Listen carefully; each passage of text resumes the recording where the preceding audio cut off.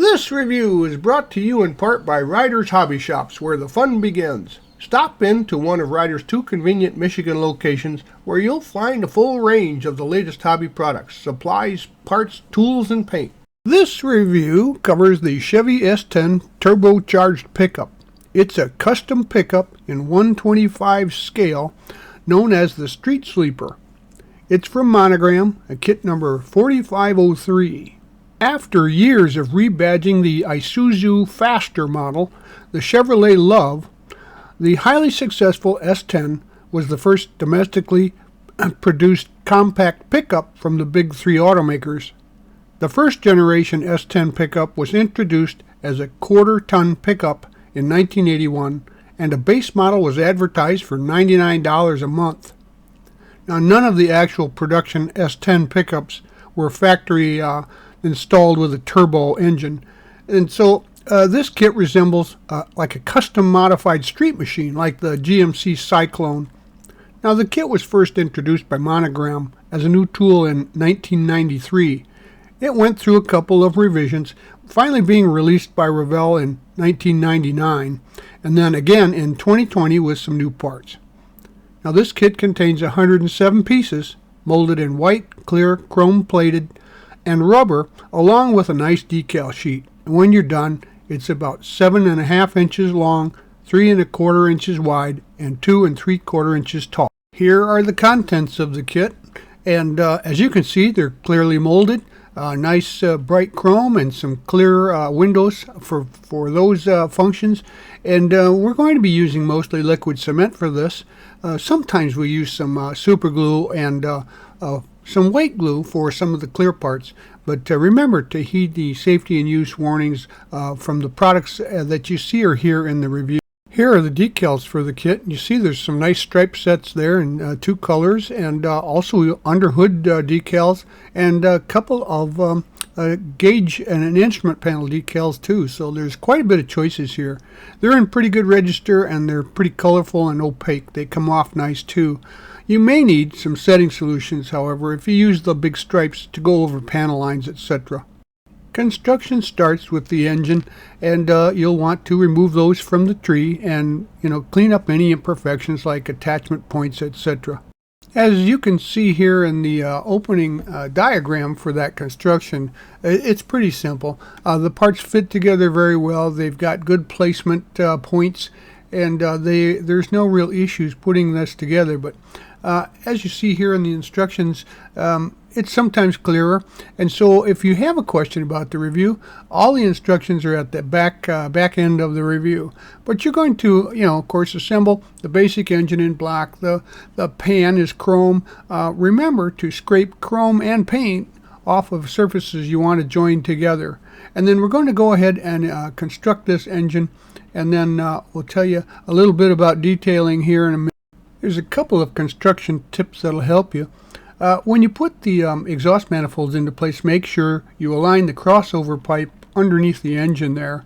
And also, you're going to want to line up the distributor, because that has a flat on one side and it only goes on one way. So watch how you install that. Now, additionally, I'm going to wait here to glue the turbo and the pipes to the engine until it's installed into the frame, to make aligning the exhaust to that easier. Now, as for finishing, I painted the engine Vallejo Model Air black, and then the transmission transfer case were painted XF Tamiya 16 flat aluminum. Then I added a little blush of rust tones to the turbo unit, the exhaust manifolds, and I painted the belts flat black, and the fans and pulleys with some semi-gloss black. You can see in this grouping that I did some more painting here. I painted the transmission transfer case, the fuel tank, and exhaust pipes with some XF16 flat aluminum from Tamiya, and I also added some rust tones there to the exhaust pipes. Next, you can go ahead and locate the mounts for the engine and then glue the engine into the frame. And I glued all of the exhaust components together and aligned them while it was still a little bit pliable with some slow setting glue. Lastly, I glued the fuel tank in to the strap in the frame. Now it's time to do some group painting, and you see the parts here in this group. I use an airbrush, and they were painted with some Vallejo black paint. Just any kind of low luster black paint will do. So the hood underside, the wheel back suspension parts, etc. The column, the drive line, the wipers, etc. They were all painted with that. And so this brings us up to step 14 and 15, and you'll want to clean up the rear axle and the leaf springs there with removing any glue points or any of the stems from the sprue attachments. And we're going to take glue the springs to the axle, and then glue the rear axle assembly and rear drive line to the frame and the engine. And then finally, we'll put the upper A-arms into place. And now we'll work with the front suspension. You see they've all been painted with the Vallejo black. And go ahead and remove any imperfections from those. And this includes the torsion bar assembly, the half shafts, the A-arms, the differentials, shocks, and the linkages. And glue the differential halves together. The driveline is molded to the differential. So now glue the half shafts to the differential. And then while the glue is still kind of pliable, using some slow setting glue, glue the front assembly to the frame and glue the steering linkage to the front axle parts. Now moving quickly along there, glue the shocks to the torsion bar assembly, and then add these parts to the front axle parts and frame. Finally, glue on the rear shocks, and the fitment of the suspension parts was pretty good. So all you really need to do is just ensure that all the four tires are touching as it sets. And I painted them with a satin black and a flat black according to the instructions, which differentiates a little bit of the tones there. And now we're up to step 21 with some interior parts here. So clean up the seat parts of imperfections, glue the halves together. The fit's pretty good, so once the glue starts to set there and dry, you can go ahead and sand that smooth. Now clean up the interior door panels, console, shifter, and the interior tub.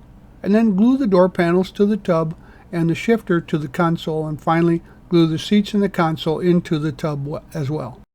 Now we can work with the dashboard, and it comes in two pieces. The instrument pod cluster there is separate, but sometimes in some vehicles you would want to paint that separately, so that's a nice touch by the manufacturer here. So clean that up and glue them together, and then get all the interior parts together except the steering wheel and column, and paint them with some XF66 Tamiya light gray. After the base color has dried, you can paint some of the interior details. I use some flat black and a Molotow chrome pen, and then I place the decals on the seats, the steering wheel, and the dash. Finally, glue the dash and the steering wheel and column into the interior, and then give everything a coat of flat clear. In this case, I used Tamiya XF86, and then that'll cut the shine and seal in the decal. I gave the body parts a coat of medium gray primer, and after that had dried, I glued the visors and the dome light into the interior. Next, you can locate the firewall and then clean it up, and then glue it into the cab along with the interior bucket. For some reason, you shouldn't glue the interior in until the exterior paint job is done, so I had to do some extra masking after that little mistake. Clean up the parts from the pickup bed and assemble the bed, and be sure to sandwich the tailgate and chrome taillight backs between the bed sides and the inner bed. Now mask off the interior because it's in there, and use some micro mask to mask off the chrome taillight backs. And I use Tamiya masking tape as well as regular low attack blue masking tape for various locations when I'm spraying and masking. I decided I wanted to go with the two-tone paint scheme just like the box cover, and so I decided on silver and black, and I wanted to paint the center sides black and the top and bottom silver. So I used some X1 gloss black on the sides and the bed, and then here's where I made a mid-course correction. After it had dried and I pulled the masking tape off the interior and masked the black parts, I stuffed them the interior with some cotton balls and covered them with masking tape. And I also determined that I didn't like the interior of the bed as a black, so I'm going to paint that silver too. I used some Tamiya TS-17 gloss aluminum for the silver color. I wanted something that wasn't quite the bright silver, more like an automotive tone. So after the aluminum spray paint had dried, I removed the interior mask and the side masks and the liquid masks from the taillight backs. Then I painted the taillights with some clear red and gloss black. Now there's a choice of lenses there, so I went with the stock version. Attach the clear parts there at the back with some clear part cement or white glue, and then the wheel parts get cleaned up and sanded, and the tread of the tires get a little scuffing, and assemble them as well. Now press the wheels into position. Put a little finger behind the axles in the front if you can get something in there, and just snap them into place. And in the back, just on opposite sides, go ahead and squeeze those together. Now they don't seem very loose. They were a nice fit. Now the cab and the bed can slide together with tabs and slots. The fit is very nice. No guesswork there, so put that into position and then glue the body to the chassis. The fit there is nice as well. And now we're up to step 37. As you can see, it's coming together nicely. And so go ahead and grab these underhood parts, the radiator, fan shroud, hoses, steering gear box, skid plate, and the master cylinder. And paint the master cylinder a silver, the tank white, and leave the lid a flat black. First, glue the steering gear box and the shaft to the frame, suspension, and firewall. And even though the fit on things has been nice, some test fitting here should be done, before you actually glue it into position to make sure it's right. Glue the fan shroud to the radiator, and then glue the radiator to the frame. Now add the master cylinder to the firewall and glue the hoses in between the engine and the radiator. Locate these parts from the kit, and that includes the cold air box, filter, radiator support, and the AC hose. And I painted the rubber part of the AC hose a rubber black, and then test the parts for fit first to make sure you know how to place them. And then the AC hose and the air box are kind of tricky, but if you put that together once, you'll know how it goes in. Now glue the filter to the air box and glue in the air box, and then the AC hose, and finally the radiator support. Now clip the clear parts, the windshield and the backlight, from the trees. Clip them off slowly and leave a little stub there, and sand it down with a sand stick down to the clear stuff. And then there's a choice for the rear glass, so I use the flat glass without the sliding window insert, and I use some extra thin glue. I use Tamiya here, and carefully I glued the rear view mirror to the front glass, and I glued the front and rear glass to the cab with some Estes clear part cement, but you can use white glue or crystal clear here as well. Now we can work with some exterior parts here, so get the rear bumper out and scrape any of the chrome off from where you're going to glue, and paint from where you're gluing it too. So I used some super glue here, and I glued the license plate blank into the rear bumper, and I also used that to glue on the windshield wipers.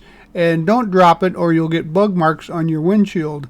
So I'm hoping that when we do some clear coat here, it kind of covers those marks, but if not, that's my story, and I'm sticking with it. While we're looking at the front end, we're going to add the front grille and bumper, and you'll find out that the front turn signal clear parts are actually numbered 106 and not 104 as described in the instructions. So after removing the plating from the glue points on the chrome parts, I glued the headlight buckets to the grille, and I used some clear part cement to glue the headlight lenses to the front of the grille.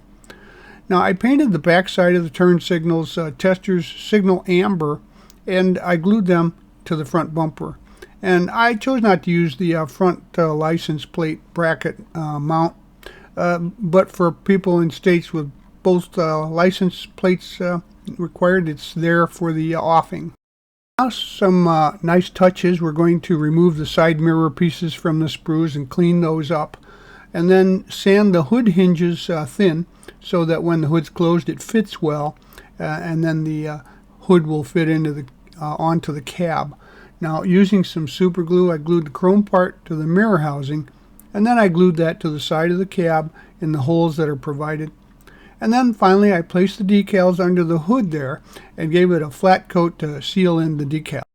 Now it's time to add your decals to the kit. You see in the top of the windshield there the Chevrolet decal, and add the rest around as you desire. I didn't use the big stripes, but I thought this was a nice clean looking street sleeper, just the way it was. You see the S-10 sticker there. Nothing's given away until you get up to the green light. After the decals had dried overnight, I gave the entire model a coat of Pledge floor polish. It kind of levels itself out and provides a nice sheen. And so after that, these were the parts that I had left from the kit. It's pretty much a single purpose kit with a few exterior options, and also the rear glass and the front spoiler, those are options in the kits, and the rest might be for other types of versions. Now it went together nice, even the pipes and hoses. There was very little flash. Seam lines were kind of unnoticeable, and I think this could be a great kit for the beginner.